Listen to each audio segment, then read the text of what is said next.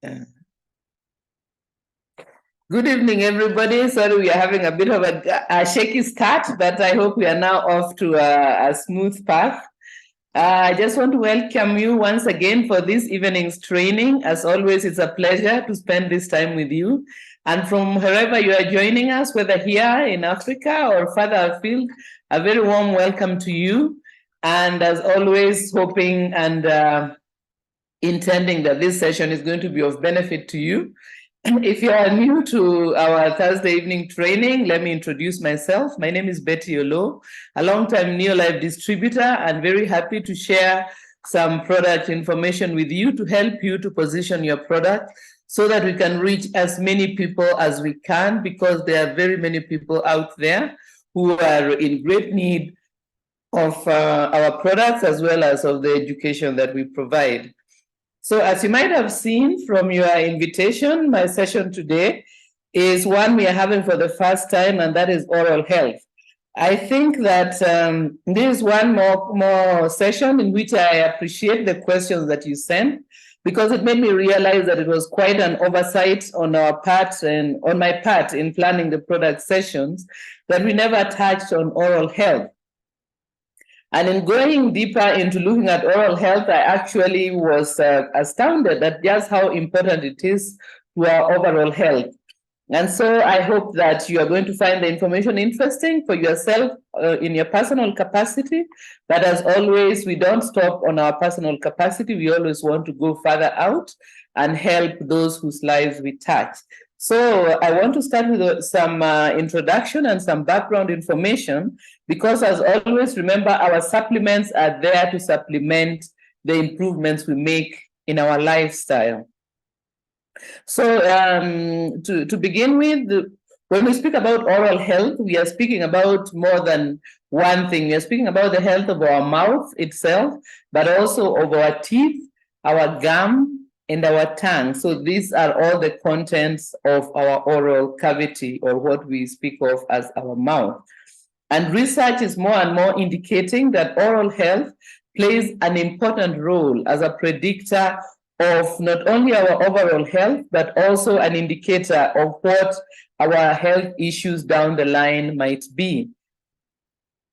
So we know probably from our high school biology that the tooth enamel is the hardest material in the body. In fact, we know that it remains very long even after we are dead. The skeleton will remain with its teeth, because the enamel, which is the outer coating of the teeth, is very hard. And the second hardest material in the body is the coating of the tooth to the inside of the enamel. What is covered by the enamel, which is called the dentine, is the second hardest material in the body, which tells us that if the two hardest materials in our body start to disintegrate or to lose their integrity, it should be a warning that some serious assault is being made on our system. So if we are developing cavities in our teeth, it means that something is seriously damaging us, because it is able to break through the hardest material that we have.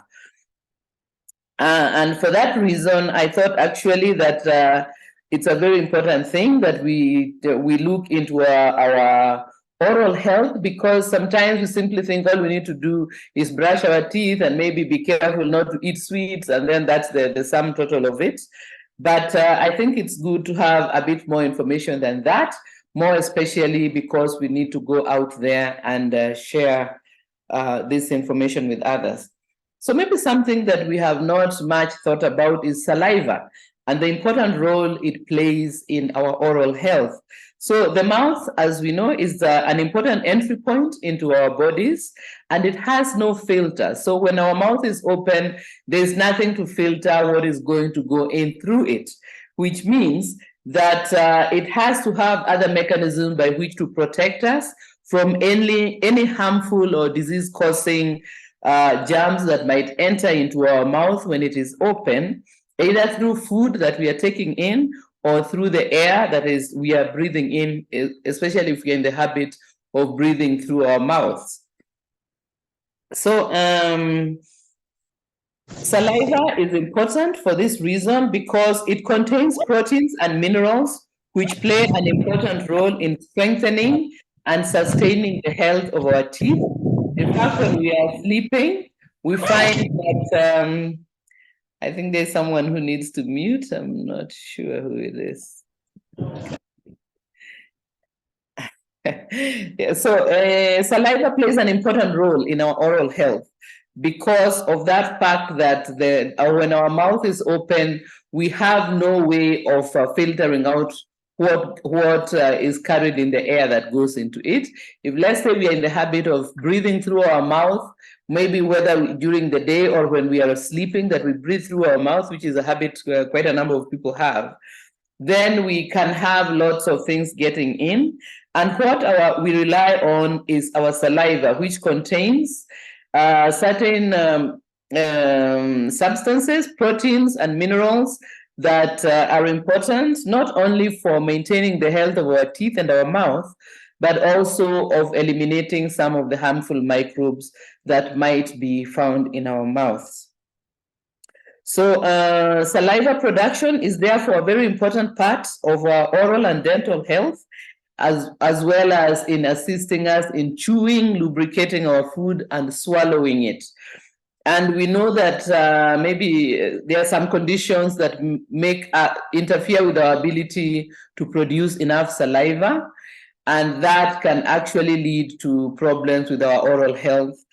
And this can include things like breathing through our mouths. It can include certain medications that we take, and certain illnesses interfere with the saliva production. So, for example, if someone is undergoing chemotherapy for a cancer that is in the facial area, there can be some problems. Maybe the chemotherapy might kill some of the salivary glands, which means that they are going to start having low amounts of saliva, and that can lead to problems with gum health, with dental health. So I don't know if you are surprised as I was, because I had never thought about the role of saliva as part of our health, but it turns out that it is actually very important, and we need adequate amounts of it, which if we don't have, can actually lead to certain problems. Then the next thing that I thought was of interest was our oral microbiome. If you have been with us for a while, we know we always speak about the friendly microbes that live in our gut, especially in our large intestine. But it turns out we have some friendly microbes that live in our mouth. They are called the oral microbiome, and they are groups of friendly microbes that assist us in keeping down the number of harmful microbes that also are found in our mouth. So there is a tug of war, and if the harmful microbes get the upper hand, then we end up with things like tooth decay, we end up with things like gum disease, and so on. But when our oral microbiome is healthy, it assists us in actually maintaining healthy gums, healthy teeth, and a healthy overall mouth. So most of the microbes that we find in our mouths are actually friendly, and they contribute positively to the oral health. Unfortunately, there are some problematic ones, and the balance of friendly versus harmful microbes is determined by some factors. For example, our diet. As we have noted before, the harmful microbes are very fond of sugar and refined carbohydrates. So if our diet is rich in sugar and refined food, overprocessed foods and junk food, then the harmful microbes tend to get the upper hand, and we end up with tooth decay, we end up with gum disease, and so on.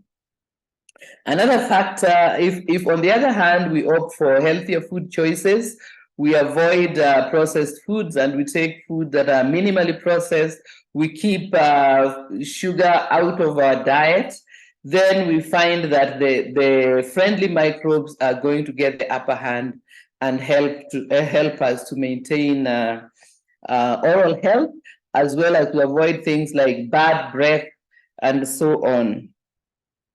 So another thing that can harm the friendly microbes are certain kinds of mouthwash. I know that there are many advertisements about the importance of using mouthwash after brushing our teeth, but I think we should be careful about this type of addition to our oral health, because some of them are not discriminating in the type of microbes they kill. So if you take a mouthwash that says it kills all the germs in your mouth, it probably is also killing the friendly ones as well. And remember, the friendly ones are on our side and are helping us. And if we kill the whole lot of them, it might be that we'll upset the balance and end up with certain problems. So to scrutinize, if we are users of mouthwash, we need to scrutinize whether it's a safe one to use or it's one of those that is going to upset the balance of our oral microbiome. So what happens in tooth decay? Because I mentioned that some of the harmful microbes in the mouth, which are usually there, we just need to keep their population down. They are the ones which are responsible for the process of tooth decay, because what happens is that when they are feeding on sugar and junk food and processed carbohydrates, they then produce certain byproducts, and those byproducts are acidic. And what happens is that the acid that they produce starts reacting with the enamel of our teeth, and eventually they form small holes in our enamel. Those small hole means that now our dentine, the second strongest, because remember, they have now broken through the hardest material in our body, which is the enamel, and they have gotten small perforations which gives them access, the acid, access to our dentine. So once the dentine is reached, then the tooth decay can progress a lot faster, because the dentine is hard, but not as hard as the enamel. And that means that the acid that is being produced by these harmful bacteria is going to burn through the dentine, and soon we find that we've got serious cavities, or we've got gum infections that are swollen and inflamed. And eventually it means that because remember, our teeth are built into our jaw, which is a bone.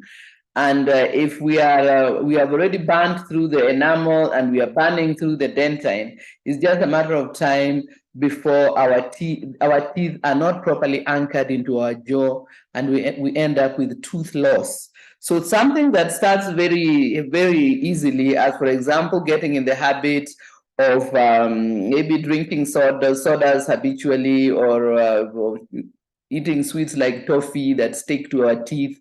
Maybe we are not very careful with our toothbrushing and our flossing.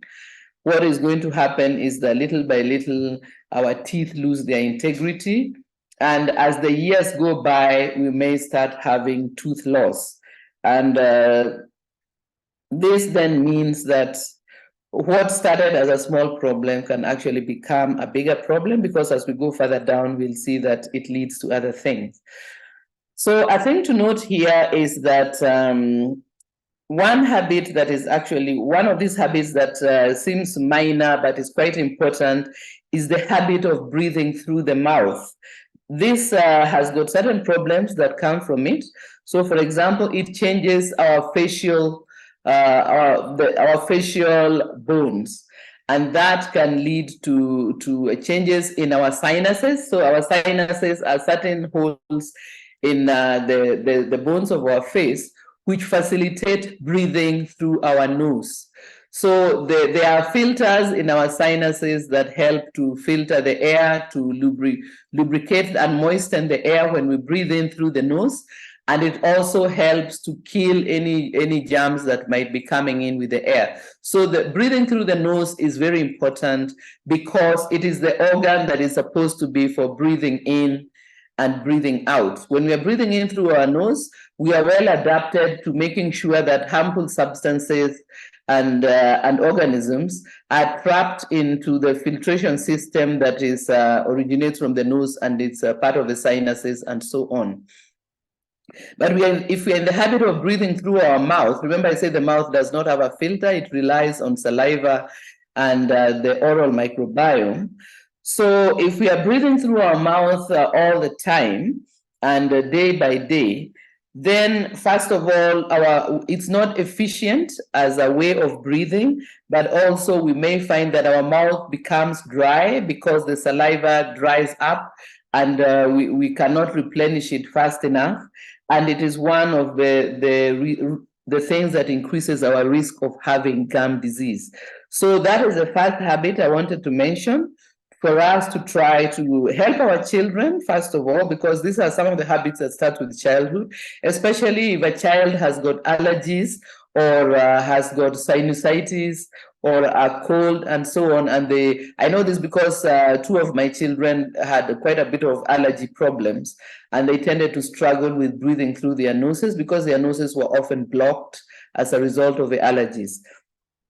So, of course, we'll use the supplements that we use in respiratory health, but at the same time, to encourage them by reminding them that they should breathe through their noses because it's a better and healthier way of breathing. So that is a thing to take note of, to avoid that habit of breathing through the mouth. And now there are even things that are available that you can use to tape your mouth if you're in the habit of sleeping with your mouth open at night and breathing through your mouth. They are finding that it is important enough that we should train ourselves by taping our lips together so that we force ourselves to breathe through the nose. It might take a bit of time to get used to this, but just to be aware that it's actually an important thing for our health. Then there are also certain things that are called teeth whiteners, the tooth whitening agents that can actually damage the integrity of our teeth.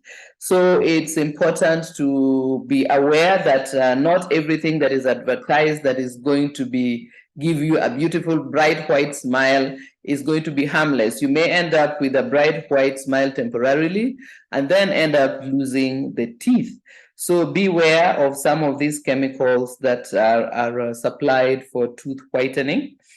Then certain illnesses, as I mentioned, will undermine our oral health in various ways, including illnesses that affect our immune system. So if we have got an illness that is depressing or weakening our immune system, it can lead to us having problems such as fungal infections in our mouth, which is called oral thrush.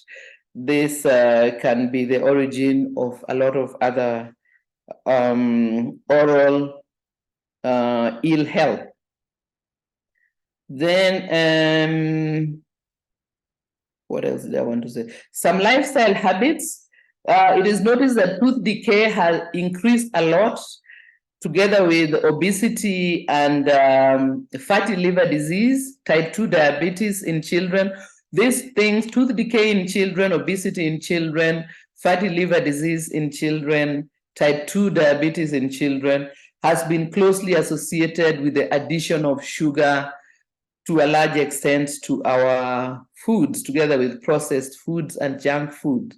So this has led to these three problems, and these problems are now being found to be interconnected. So, for example, being a type 2 diabetic can increase the amount of sugar that your saliva contains, which can lead to damage to your teeth, which can then lead to other problems that are linked to our hearts, problems linked to our livers, and so on. So this is just to emphasize once again the importance of looking at our diet and eliminating added sugars, processed foods as much as possible. I know that these foods tend to be very convenient and easy for us, but I think that further down the line, we'll find that the convenience becomes very inconvenient when we now have got health issues, either we ourselves or our children. Because remember, if we start having these problems as children, then we have got a lifelong issue. That means we start using medication very young and we start needing medical attention very young. So just to say that as far as possible, we should opt for fresh foods and homemade foods, because then we have got the ability to know and to decide what goes into our food. Then the habit of brushing our teeth at least twice a day. We should help our children to learn this early and to learn how to do it properly, so that by the time they are a bit older, we can start this from ages as early as 2 or 3 years, to do it with them so that they know how to do it well, and get into the habit of doing it twice a day. It is not really recommended to brush our teeth over and over, like every time we eat, we brush our teeth, because that also undermines the integrity of our teeth. But we do need to brush our teeth before we go to bed and when we wake up in the morning. Before we go to bed, because when we are sleeping, our mouths tend to get a bit dry, and because we are not producing as much saliva as we do during the day when we are active. During sleep, we tend to not swallow as much, so our body reduces the amount of saliva that it produces. And that means that if our mouth is not clean, if there are bits of food that is left in there, and so on, or we had maybe drank some sugary stuff and we didn't clean our mouth after, then the whole night while we are sleeping, the harmful microbes are going to be feeding on those pieces of food and sugars, and then they'll be producing these acids and they'll be damaging our teeth as we are sleeping, instead of the opposite, which should be happening during our sleep, which is that the saliva in our mouth would be remineralizing our teeth. That is, adding back minerals in our teeth to make them stronger. So for that reason, very important to get in the habit of brushing and cleaning our teeth before we go to sleep, and again when we wake up, so that we maintain good oral hygiene. We can also periodically scrape our tongue. You can do this easily using the edge of a spoon if there is a coating at the back of the tongue, or we can just use a toothbrush to brush the backs of our tongue clean in case things are accumulating there. So our oral hygiene by brushing and flossing and keeping our mouths clean is important. And this helps to manage the population of harmful bacteria. We cannot eliminate them altogether, but by having good oral hygiene, we are going to keep their population down. And by minimizing their population, we'll minimize the damage that their acidic byproducts do to our teeth and to our gums. Then it is very, very important not to give our infants added sugar in their food. So it's a thing that is very recommended that we breastfeed as our children for the first 18 months of their life. And if they are taking other foods, there should be no extra sugar added, because first of all, they need to develop a broad taste range. If we start introducing them to sugar very early, then they become very attached to the sweetness, the taste of sweetness, and it becomes hard to discourage them from taking sugar. So rather to train them from early to not have sugar added to their food, so that they don't develop that attachment to sugar, which is a problematic item in our diet. Then another problem there can be in our lifestyle is vitamin D deficiency during pregnancy can contribute to tooth decay in the baby once the baby is born. So it is important that our expectant mothers either spend time in the sun to ensure that they have got adequate vitamin D, or if they don't get enough sun exposure, to supplement with vitamin D. This will be important for the health of their baby's teeth, which are still being formed, and also for the skeleton. It's not only the teeth, but also the bones of the baby. So vitamin D is very important because it helps with calcium absorption and the formation of bones and teeth, strong teeth. So then we should not give our children sugary treats as far as possible to avoid this. And this is simply to avoid them seeing sugar as something that is a treat or a reward for good behavior, because then they will always be attached to that addition of sugar into their lives. And this will be something that might be difficult for them to get rid of when it becomes problematic later in life. Then let me now go to our supplements that we recommend for oral health. The first one, which if you have it in your market, is quite useful, is Acidophilus Plus, because this will increase and support the oral microbiome, as well as, of course, the gut microbiome. We're giving us a boost in the population of the friendly microbes that help us to fight the harmful microbes that might be in our mouths. Then the next product is vitamin C, very important for the health of our gum and the formation of collagen. Collagen is the connective tissue that is found all over our body, including our gums. And the attachment of our teeth into our gum and our jawbone. So vitamin C is very important here. We have several types of vitamin C supplements. We have the chewable C that we can give to our little ones. We have got the sustained release C that is also available for us. And we also have got flavonoid complex, which contains some vitamin C. So if you want a vitamin C that also has got antioxidants, you can extra antioxidant, because vitamin C is an antioxidant in itself, but by adding the flavonoids, we also get a broader range of antioxidants. So vitamin C, another one very important for our oral health. And then we have vitamin A plus D. This one helps us to produce adequate amount of saliva to avoid dry mouth, because as I mentioned, having a dry mouth can lead to gum problems such as gum inflammation, gum disease, and further down the line, even cavities and tooth loss. So vitamin D, vitamin A plus D, is a good supplement to add. And as I said, especially expectant moms should take care that they're adding this to their supplements. And for us also, we should see if we can add this. If you tend to have a dry mouth, maybe you wake up with bad breath and a dry mouth, you might want to add some of these things to your supplementations, just to make sure that your saliva production is adequate, because it actually is important. Then the next supplement I will add there is CalMag, because this one, we can say CalMag, or we can also say multimineral, and we can also add there the standalone magnesium complex.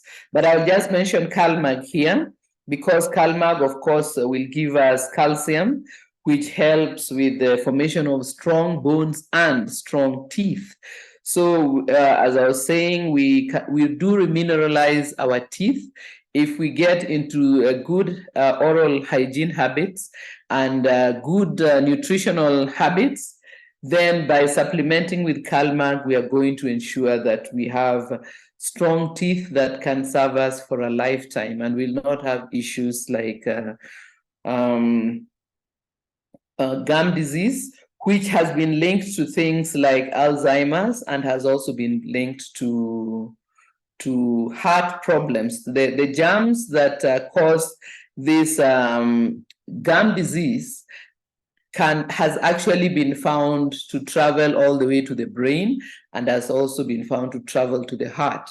So the research is still ongoing about how they contribute or if they contribute, but it warns us that our dental and oral hygiene is very, very important. We should be very careful about this, about how we take care of cleaning our mouths, and of supplementing with the intention of making sure that our body has everything it needs to maintain our teeth in good strength, because the body can repair some of the cavities if they are caught early, and if we avoid some of these dangerous habits before we reach the stage of having big cavities that have to be filled, or having gum disease that leads to our teeth falling out. We actually can turn around when it's still in the early stages. And as you know, with our supplements, we always say better to start early than to wait until we've got a serious problem, like we are losing teeth and we are having to use dentures, because actually one of the things that leads to having chronic fungal infections in the mouth is the use of dentures if we don't clean them well and if they don't fit well. So just to take care, because the mouth is the gateway, probably the largest gateway through which things enter our body. And as I say, because it has no filter, then we need to do our part in oral hygiene and in supplying our bodies with what it needs to maintain good oral health. I see that my time has run out. So let me take this opportunity to thank you very much for having spent this time with me going through this session. I hope that it has brought you something new, because definitely when I was preparing it, I learned a number of new things, and I'm going to be more careful with things like flossing and so on. So I hope you'll do the same, because having the false teeth are becoming very expensive, and to get ones that will serve us as long as our natural ones will do is probably not possible. So let us take care of the one that we got when we were born, and they will serve us very well and also help us to maintain all those other aspects of health that I mentioned there. So thank you. Let me hand you over to Pascal, who is standing by to take you through the business part of the session. Good evening, everyone. Thank you very much, Betty. I've also learned a few things while sitting here and listening, that you can alter your jawline if you're breathing through your mouth. Habitually, not just once. Okay, she says, if you habitually breathe through your mouth, you can alter your jawline. So that's quite some interesting information. Just like our mouth is a gateway to our body, in our business, there are two skills which is the gateway to the growth of our business. And those two skills is one, prospecting, and two, inviting. If you really want your business to grow, you need to master those two skills, the skills of prospecting and the skill of inviting. So if you give me a few minutes, I want to share the screen with you. Why are these skills important? Because these skills are the ones that is a gateway or the window for people to see our business. So we need to focus on those two aspects if you really want to grow our business. Because our business growth is dependent on how many people we expose the business to. And that is dependent on, number one, our prospecting skill. Number two, our skill of inviting people to look at the business, either to look at a tool, a video, a magazine, or to come for a business presentation. Either a one-on-one presentation, a Zoom presentation, or a presentation where somebody more experienced is going to do the presentation. So let's start with number one, the prospecting skill. Prospecting simply means that you write a list of people, 100 or more, and every day you keep adding new people to that list. Why do you need to add people to that list? Because when you start the business, after 2 or 3 months, you'll have gone through those 100 people that you've written down, and you need a way to find new people, to meet new people. So how do you go about it? Step number one, write a list of 100 people or more. There are 3 rules about writing a name list. Number one, do not prejudge. Don't look at somebody and just do not decide for people whether they can join the business or not. So rule number one, write their names down.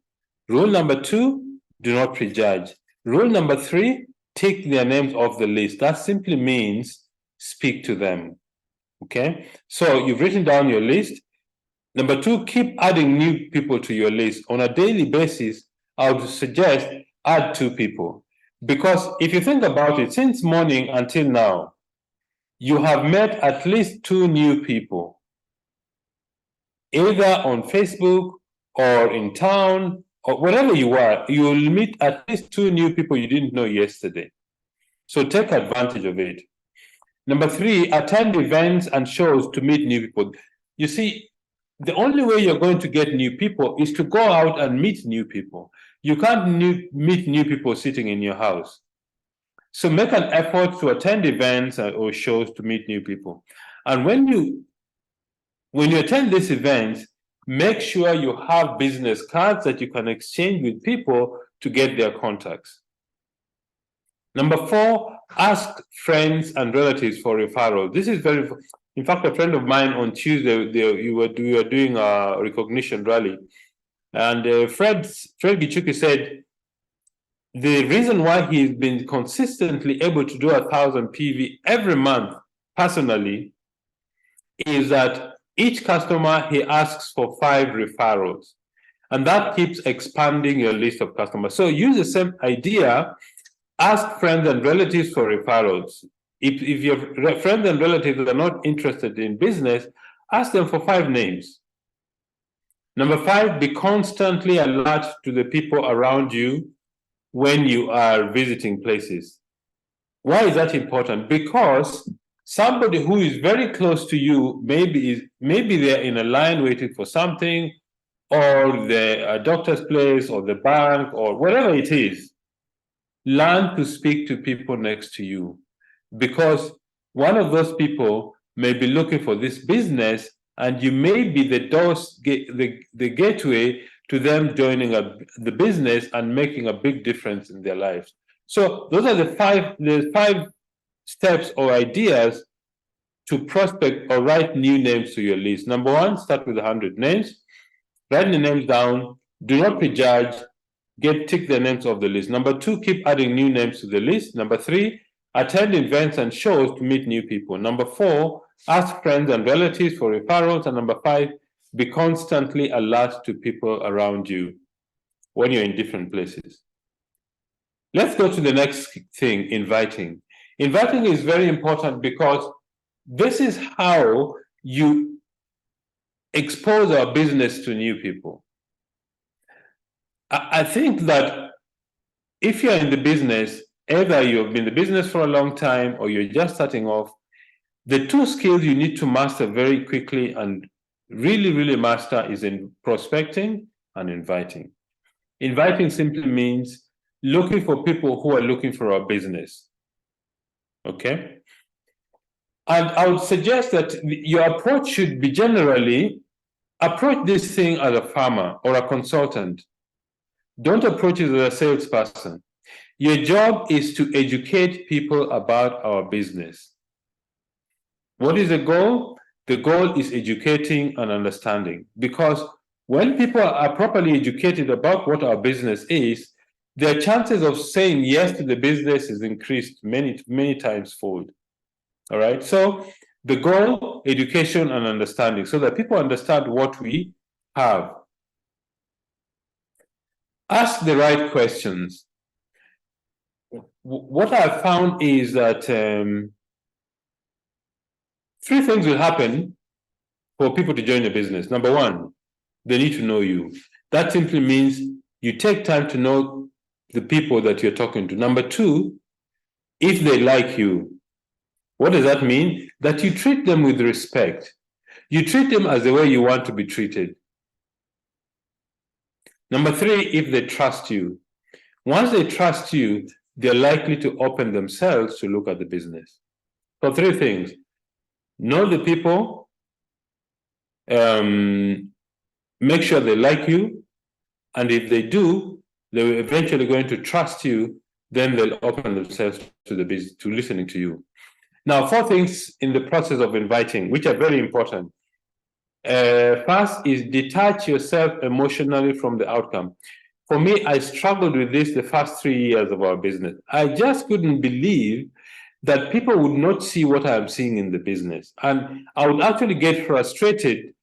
Why does this person not see what I am seeing? Okay. And I slowly began to realize that this business is anybody can do this business, but it's not for everybody. It's for those who want to make a significant difference in their lives. So detach yourself emotionally from the outcome, because once you do that, you wouldn't care whether the person says yes or no. Your really responsibility is to show them the business. The second thing is be yourself. Don't be a different person when you're speaking to your prospects. Be the same person that you normally are. Okay? Be yourself. Be confident. Number 3, be enthusiastic. The word enthusiastic comes from the word entheo, which means the God within. It simply means you need to have joy and a self-confidence within yourself and be enthusiastic. You see, you will attract more people to the business if you're enthusiastic about the business. If you're not enthusiastic about the business, it's very difficult to get people to actually look at the business. And the fourth thing is be bold and confident. That means have a strong posture. What is a strong posture? A strong posture is a mental attitude which says that I'm doing you a favor showing you the business, and I don't care whether you join the business or not. You don't use those words. You just maintain a posture of self-confidence that you're offering something of value. That is what having a strong posture is. Bold and confidence. Okay? Number 3, the inviting formula. The inviting formula is actually a very critical part of the inviting process. It's got about 8 steps, I think 7 or 8 steps. Step number 1, be in a hurry. Step number 2, compliment the prospect. Step number 3, make the invite. Number 4, get the commitment. Number 5, confirm the meeting. Number 6, schedule the next call. Let's go through them one by one. Be in a hurry. Why is this important? Because the prospects you are speaking to need to know that you don't want to waste time, 1. And number 2, you're a busy person, you need to speak to other prospects. And that captures their attention. Maybe a phone call would go like this. Gladys, my name is Pascal. Do you have a moment? They will say yes or no. If they say yes, I have a few moments. Say, Gladys, I'm scheduled to go for another meeting, but I've got a question to ask you. Are you open to look at a way to generate extra income? Most people will say, yes, I am open. If they say that, go to the next statement. And this statement is very important. Gladys, if I sent you a video, would you watch it? And the reason that question is asked that way is that you are sending them something and they also need to return the favor by saying, yes, they want to watch it. If I sent you a video, would you watch it? Most people would say, yes, I would watch it.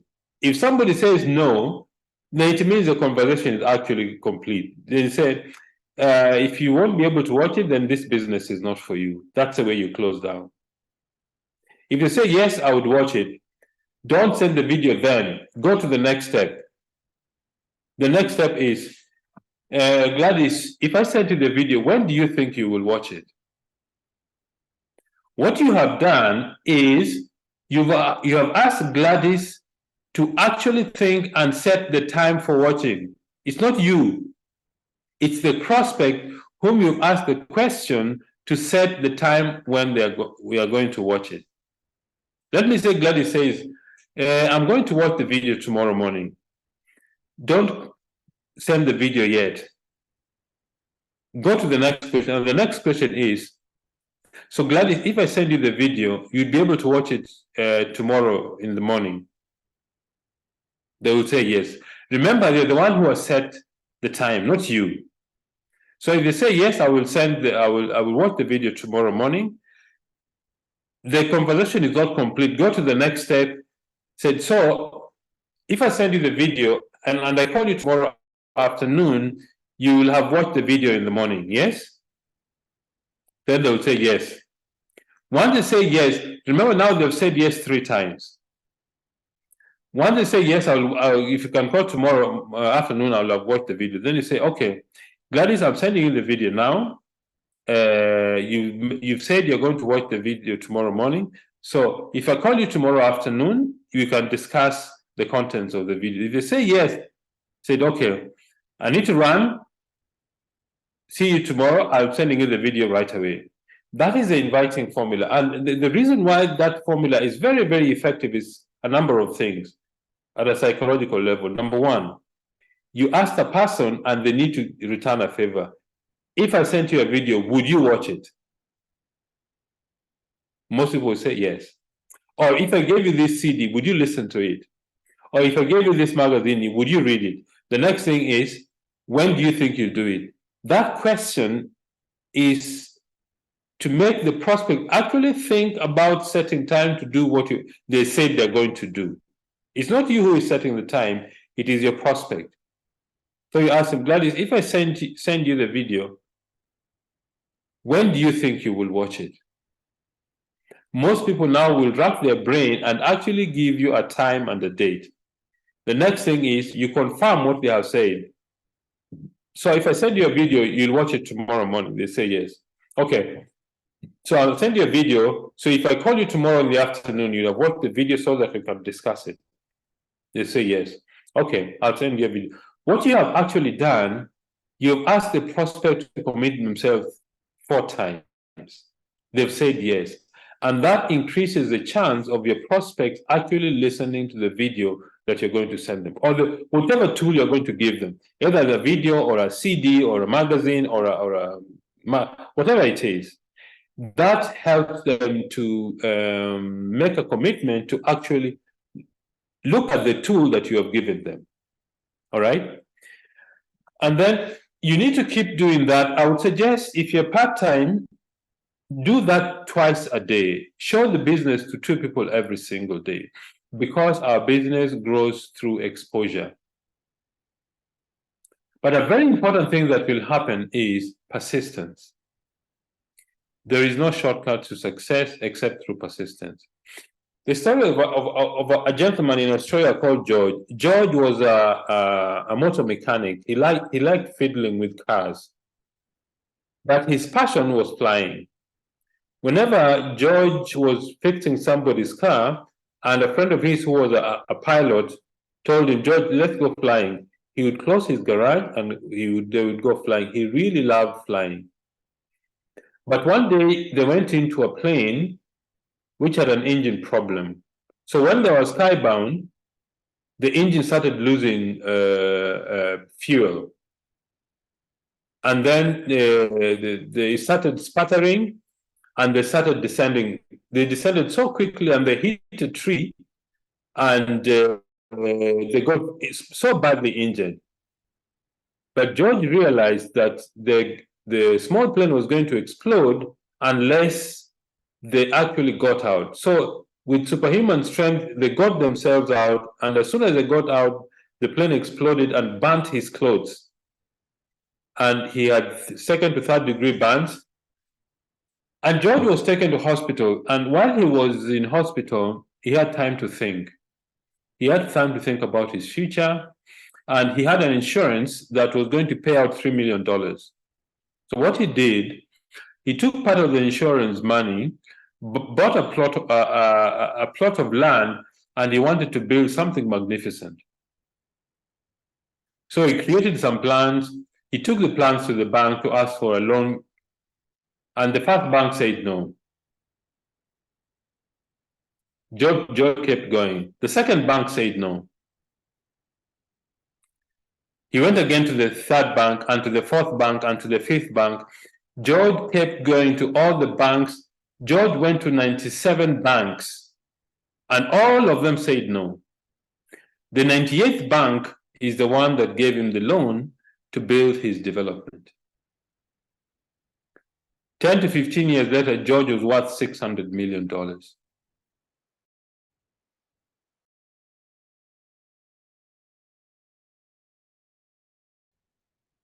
There's a hidden guide that lets no one enjoy the achievement without passing through the door of persistence. Persistence is the thing that will open the door for us. Nothing, you see, all of us want success, but if you want success, we have to be persistent in talking to people. We have to be persistent in attending training. We have to be persistent in everything we do, because this is what creates success. Ask, believe, receive. And the basis of persistence is willpower.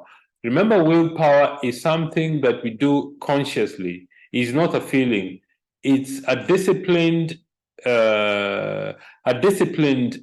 will to follow through on what you've decided that is your dream. And the first thing about persistence is definiteness of purpose. You need to have a goal or a dream that you're looking towards. Why is that important? Because when you focus on where you are going to, you don't see what you're going through. That's very important. Keep your eyes on where you're going to, not what you're going through. The second thing is you need a very intense desire. This nobody can do for you. Intense desire has to come from your heart. It has to come from your imagination. You need a very intense desire to keep on persisting. Number three, you need definite plans. What does that mean? That if once you've set your goals, you've got a specific purpose, you've got an intent that you need to have a step-by-step plans to make this goal a reality. A step-by-step plan is a very simple process in our business, daily method of operation. That is a set of activities that you do every single day, whether you feel like it or not, to grow your business. Will everything work out the way you planned? No. Are you going to meet people who are going to laugh at you? Yes. Are you going to sometimes receive no's and knocks on your head? Excuse me. Yes. Many people are going to tell you no. But the idea is keep talking to people. In fact, I mentioned earlier that one of the things about prospecting or inviting, detaching yourself emotionally from the outcome. If you do that, it means you don't care whether somebody says yes or no. And that's how you build a tough inner being to keep talking to people. Then you need accurate knowledge of what the business is. You need to know the compensation plan. You need to know how to invite. You need to know who our prospects are. You need to know how to get new people started. You need to know how to sell events, because these are the skills that help you to grow your business. And then develop willpower and habit force. You see, we are all creatures of habit. If you do something consistently several times, it becomes an automatic process. And this is what leads to success. So persistence has to become a habit. And when it becomes a habit, the outcome is you're going to become successful in this business. So ladies and gentlemen, I want to thank all of you very much for spending this evening with Betty and myself. I hope that the information we've shared with you is going to help you grow your business. Those of our friends who are in Southern Africa, our friends from Botswana, Lesotho, Namibia, Mozambique, Swaziland, this Saturday we are meeting in Pretoria for the Southern African Convention. Tomorrow evening we are having a fantastic dinner for all those who have been very consistent in their steps. And I wish and hope that all of you would attend this convention with us. Those of you who are in West Africa, there's a convention on the 21st of October. Those of you who are in East Africa, there's a convention on the 28th of October in Dar es Salaam. So I hope that all of you, that you're going to have a fantastic session or a fantastic time in those rallies. So thank you very much. Good night and God bless.